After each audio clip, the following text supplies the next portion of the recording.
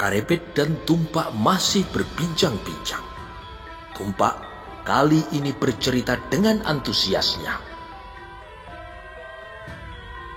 Ketika mengetahui Ki Ageng Selo memalingkan mukanya sewaktu memukul kepala kerbau hingga pecah, 3 orang lurah yang berada di panggung tidak bisa memutuskan apakah Ki Ageng Selo berhasil atau tidak.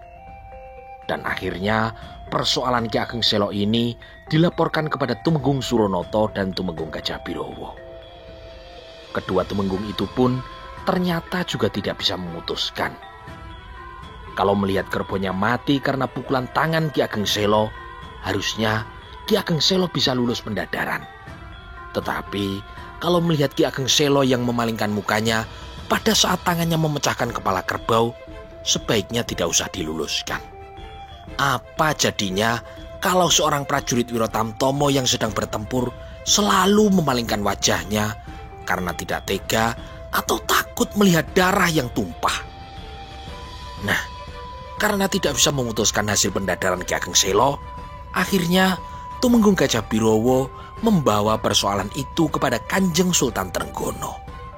Biar Kanjeng Sultan sendiri yang memutuskan apakah Ki Ageng Selo diterima atau tidak sebagai seorang prajurit Wirotamtomo. Keputusan Kanjeng Sultan yang disampaikan oleh Tumenggung Gajahbirowo kepada Ki Ageng Selo, ternyata Ki Ageng Selo dinyatakan gagal dalam mengikuti pendadaran. Jadi, meskipun Ki Ageng Selo mampu membunuh seekor kerbau liar dengan sekali pukul, tetapi beliau tetap tidak bisa diterima sebagai seorang prajurit Wirotamtomo karena Ki Ageng Selo dianggap jirih getih. Ternyata keputusan Kanjeng Sultan yang menolak Ki Ageng Selo menjadi prajurit Wirotamtomo membuat Ki Ageng Selo sakit hati. Tanpa pamit, Ki Ageng Selo langsung pulang ke desa Selo, dan di sana beliau mengumpulkan para pemuda dari daerah Selo berjumlah lebih dari 400 orang untuk berangkat ngeluruk ke Demak. Padahal sebetulnya Kanjeng Sultan Trenggono dan Ki Ageng Selo terhitung masih saudara, kata Karepet. Ayah Ki Ageng Selo yang bernama Ki Getas Pendowo adalah cucu Raja Majapahit. Ya, itulah sebabnya maka Kanjeng Sultan berkenan menghadapi sendiri Ki Ageng Selo yang telah merasa sakit hati karena dianggap tidak lulus di pendadaran calon prajurit Wirotamtomo, kata Tumpak. Ketika pemuda dari Selo yang berjumlah 400 orang ngeluruk ke Demak, mereka dibiarkan masuk alun-alun, hanya dijaga saja oleh para prajurit Demak. Dan yang terlihat paling depan sendiri adalah Ki Ageng Selo yang berada di atas punggung kudanya.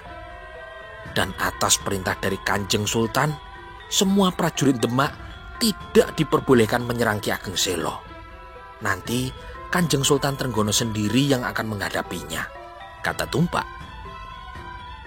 Kanjeng Sultan Trenggono naik seekor kuda dengan membawa busur dan beberapa anak panah. Kemudian Kanjeng Sultan melepaskan beberapa anak panah. Bukan ditujukan kepada Ki Ageng Selo, tetapi yang dipanah adalah kuda yang ditunggangi Ki Ageng Selo, kata Tumpak melanjutkan. Ketika beberapa anak panah Kanjeng Sultan mengenai kudanya, Ki Ageng Selo merasa tidak tega dan beliau kemudian turun dari kudanya. Mungkin Ki Ageng Selo berpikir baru terkena anak panah saja kudanya sudah menderita. Bagaimana kalau terkena tebasan pedang? Darahnya akan mengucur di peperangan. Aku melihat Ki Ageng Selo ragu-ragu. Ia melihat kepada para pemuda yang diajaknya ngeluruk ke Demak. Aku menduga Ki Ageng Selo menghitung. Orang-orang Selo tidak akan menang apabila melawan prajurit Demak yang jumlahnya jauh lebih banyak dan mempunyai kemampuan tempur yang lebih baik. Kalaupun orang-orang dari Selo tetap keras kepala melanjutkan perlawanan kepada Demak, perhitunganku Ki Ageng Selo beserta para pemuda Selo akan tumpes tapis tidak tersisa, lanjut cerita Tumpak. Kemudian ternyata orang-orang yang berjumlah ratusan itu pun disuruh mundur, dan atas perintah Ki Ageng Selo mereka semuanya kembali ke desa Selo, kata Tumpak. Sedemikian mudahnya? Tanya Karepet. Ya, memang mudah. Ki Ageng Selo memang seorang yang jireh getih. Tidak ada korban jiwa sama sekali. Ki Ageng Selo ngeluruk Demak hanya karena sakit hati, bukan sebagai seorang senopati perang yang mempunyai perhitungan yang matang tentang pertempuran dengan menggunakan sebuah gelar perang. Lalu, Ki Ageng Selo apakah dihukum karena pemberontakan itu? Tanya Karepet. Tidak. Kanjeng Sultan memutuskan memberi pengampunan kepada Ki Ageng Selo beserta semua pemuda dari Selo yang ikut ngelurukkan Demak, kata Tumpak. Berarti persoalan Selo sudah selesai? Tanya Karepet. Ya, persoalan Selo sudah selesai, kata Tumpak. Keduanya berdiam diri. Karepet bisa merasakan betapa salah satu gurunya, yaitu Ki Ageng Selo, menjadi malu karena peristiwa itu. Kemudian, apakah ada kabar lainnya, Tumpak? Tanya Karepet.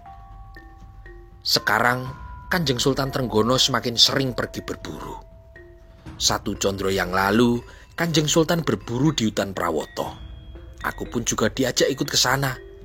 2-3 bulan ke depan, rencananya Kanjeng Sultan juga akan berburu lagi. Mudah-mudahan aku juga diajak berburu lagi, kata Tumpak sambil tersenyum. Ya, karena di sana kamu bisa makan daging kijang hasil buruan, kata Karepet diselingi suara tertawa. Selain itu, ada kabar lain lagi apa, Tumpak? Ya, tentang Kanjeng Sunan Kalijogo, kata Tumpak melanjutkan ceritanya. Ada apa dengan Kanjeng Sunan Kalijogo? Tanya Karepet.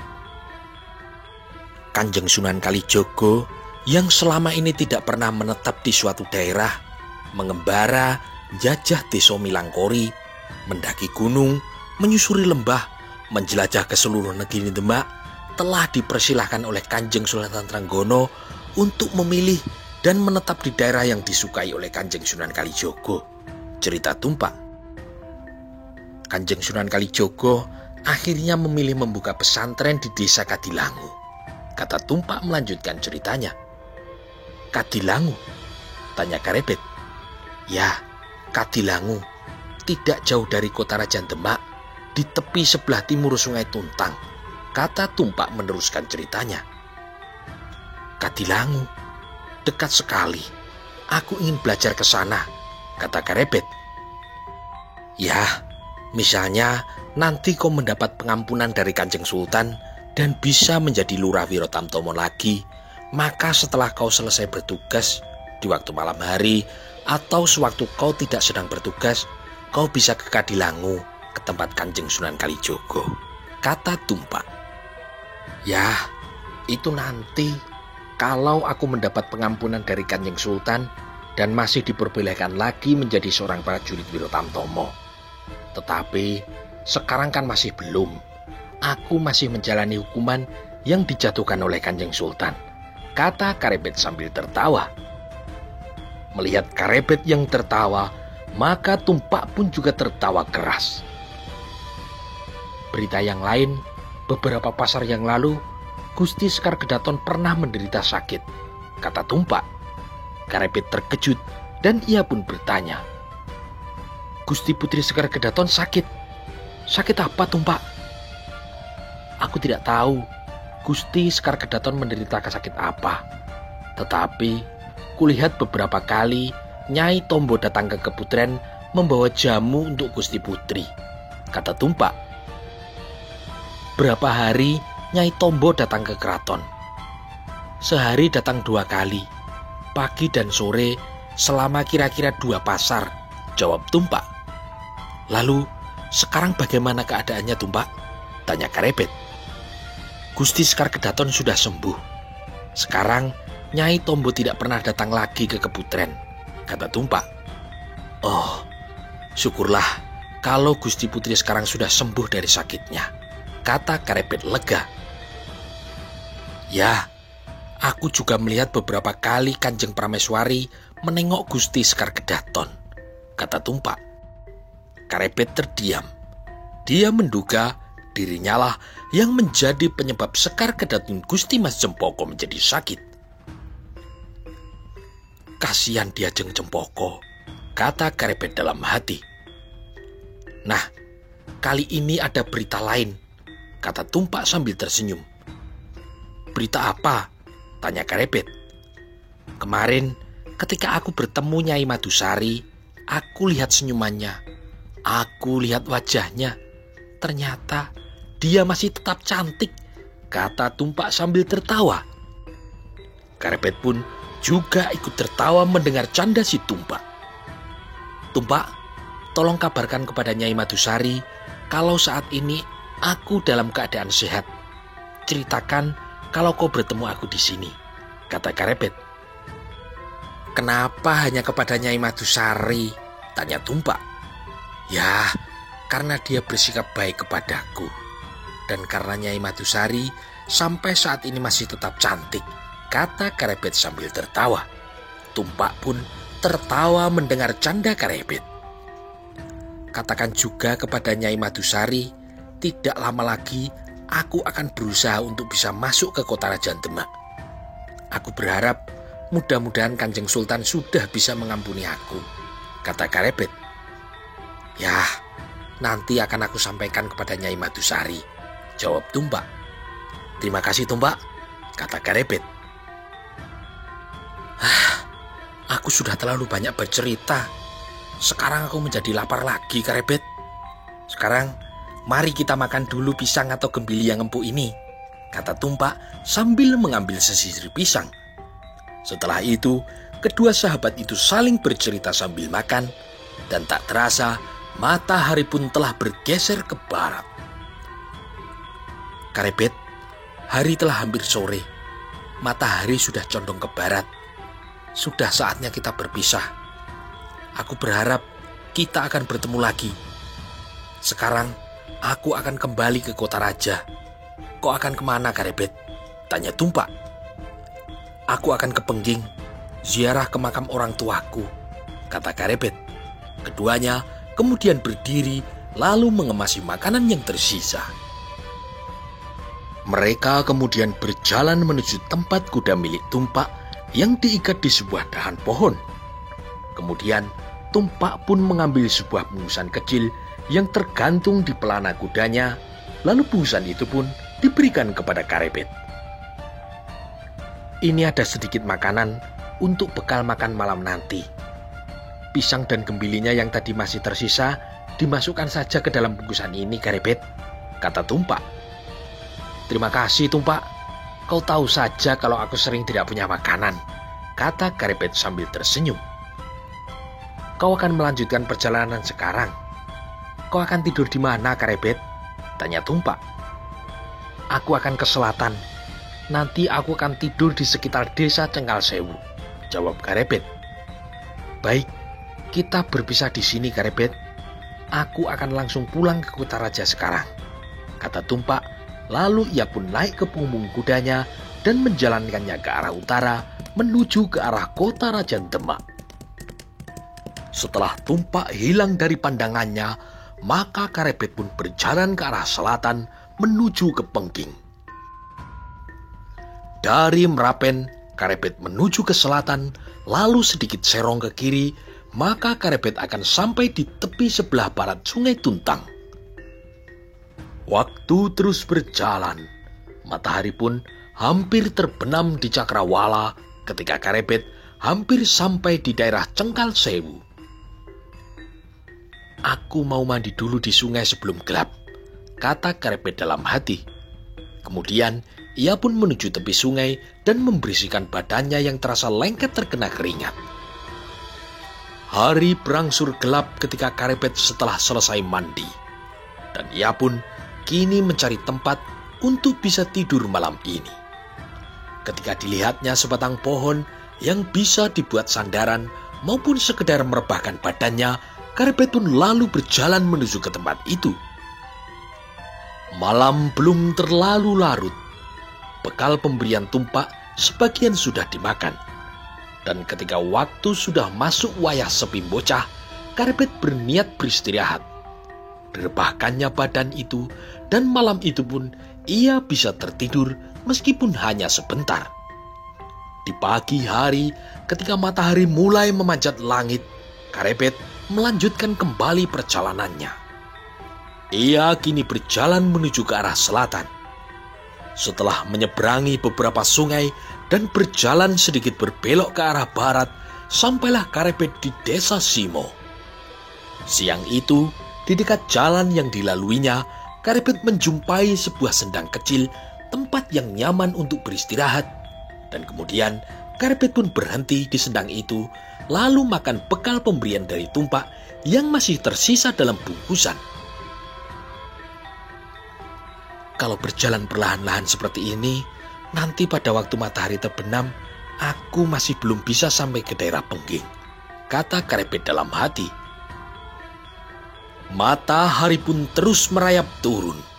Karepet masih tetap mengayunkan langkahnya menuju ke Pengging, dan ketika hari berangsur gelap, maka Karepet pun berniat untuk menginap di sekitar hutan di sebelah utara desa Pengging. Malam itu masih seperti malam-malam yang lalu. Suara binatang malam masih sering terdengar, dan Karepet kini bisa tertidur sejenak dengan menyandarkan badannya di sebuah batang pohon. Malam telah berlalu berganti menjadi pagi yang cerah. Matahari kini sudah mulai memanjat langit. Terlihat seorang anak muda duduk di depan makam Ki Ageng Pengging dan Nyai Ageng Pengging. Ki Ageng Pengging dan Nyai Ageng Pengging telah lama meninggal dunia. Lama sekali, hampir seumur Karepet sendiri. Sehingga sejak kecil Karepet hidup tanpa ayah dan ibu kandung. Di depan makam kedua orang tuanya, Karepet teringat pasang surut semua perjalanan hidupnya. Meskipun Karepet tidak pernah mengenal wajah kedua orang tuanya, tidak pernah teringat mendapat kasih sayangnya, tetapi ia merasa banyak orang yang telah memberikan kasih sayang kepadanya, terutama biungnya, yaitu Nyai Ageng Tingkir yang telah menganggapnya seperti anak sendiri. Kemudian Ki Kebo Kanigoro yang saat ini tidak diketahui tempat tinggalnya, pamannya Ki Ganjur yang tinggal di dalam Suronatan, Kanjeng Sultan Trenggono, bahkan Sekar Kedaton Kasultanan Demak yaitu Nimas Cempoko. Semuanya sayang kepada Karepet. Agak lama Karepet berada di depan makam Ki Ageng dan Nyai Ageng Pengging. Saat itu yang keluar dari mulutnya adalah ucapan sebuah doa untuk kedua orang tuanya yang telah berada di alam kelanggengan. Beberapa saat kemudian, setelah dirasa cukup, Karepet pun berdiri dan meninggalkan makam kedua orang tuanya. Setelah dari makam, maka Karepet berjalan menuju rumahnya. Rumah orang tuanya yaitu Ki Ageng Pengging yang saat ini hanya ditunggu oleh seorang pembantu ayahnya yang setia, yaitu Ki Purwo. Rumah Ki Ageng Pengging termasuk rumah yang cukup besar, yang hanya kadang-kadang ditengok oleh uwonya, yaitu Kebo Kanigoro, dan itu pun juga tidak terlalu sering, hanya kalau uwonya sedang lewat di sekitar daerah Pengging. Ketika sampai di depan rumahnya atau rumah peninggalan ayahnya yang besar, Ki Purwo, penjaga rumah itu, menyambutnya dengan mata yang berkaca-kaca. "Kau sudah lama tidak menengok rumahmu, Nger Karepet." "Iya, Wo. Sekarang aku pulang dan aku ingin tidur di rumah beberapa malam," kata Karepet.